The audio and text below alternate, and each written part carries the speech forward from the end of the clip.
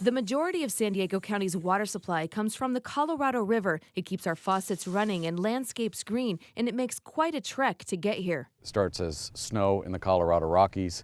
The water runoff, when it melts, goes into Lake Powell. Dennis Cushman is Assistant General Manager for the San Diego County Water Authority. He says from Lake Powell, water travels down the Colorado River to Lake Mead. And from Lake Mead, it travels down even farther to Lake Havasu, near the Arizona border with California. From there, it flows 242 more miles before connecting to 9 San Diego reservoirs. The Faraway River is the region's closest large body of water and the lifeblood for 40 million people across 8 western states. San Diego County gets 2 sources of supply from the river. One comes via the Metropolitan Water District in Los Angeles. But separately, a little over 10 years ago, the Water Authority struck independent Colorado River water supply deals with the Imperial Valley Irrigation District, the Imperial Irrigation District, and we invested our ratepayer money in canal lining projects out in the Imperial Valley Desert. This year, the county is getting 180,000 acre-feet from the independent river supply. That's enough to serve 400,000 families for a year. By 2021, it'll be 280,000 acre-feet of water per year under those transfers. But just like the record-dry Northern California Sierra, where up until this year San Diego got 20% of its supply, the Colorado River is also under sustained pressure from drought and demand. Lake Mead and Lake Powell reservoirs are less than half their capacity. Bathtub rings of white mineral deposits provide the only evidence of the once flourishing river. Well, I think California is right on the cusp of having a very serious water crisis with water rationing and everything else. Tim Barnett is marine physicist emeritus at Scripps Institution of Oceanography.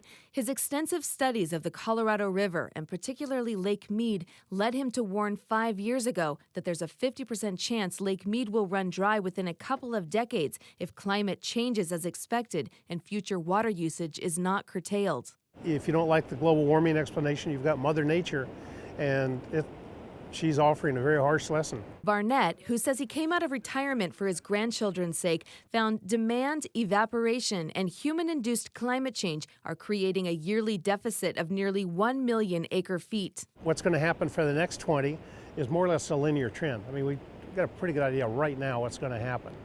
And the trouble is getting somebody to do something about it. Barnett says water managers should reassess their drought contingency plans with a worst-case scenario approach. Say, what would happen if that really did start? What would we do? What are our alternatives? Because they'll be really different.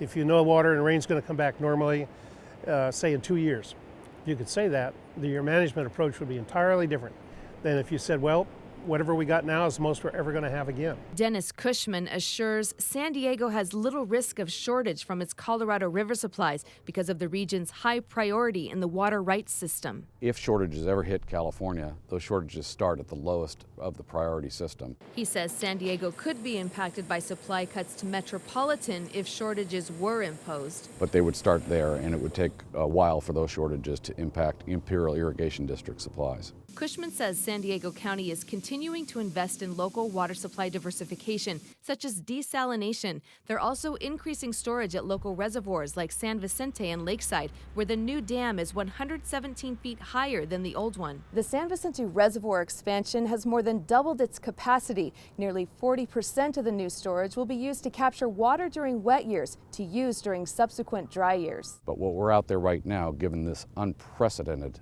drought conditions in California, is asking the public, thanking them for conserving the water they've conserved, and asking everyone to do more. Water is a scarce resource here in San Diego, but it's not priced as if it were a scarce resource. Tamara Sheldon is a researcher of environmental and energy economics at UC San Diego. She says asking people to conserve more beyond their essential needs will have to come with a price tag. So if there's a shortage of gasoline, then the price goes up. And when the price goes up, consumers respond by cutting back on their gasoline use to save money. San Diego has enough water and storage to get through this year and into next without mandatory cutbacks. Water officials say they'll continue to monitor conditions and take action as needed. Susan Murphy, KPBS News.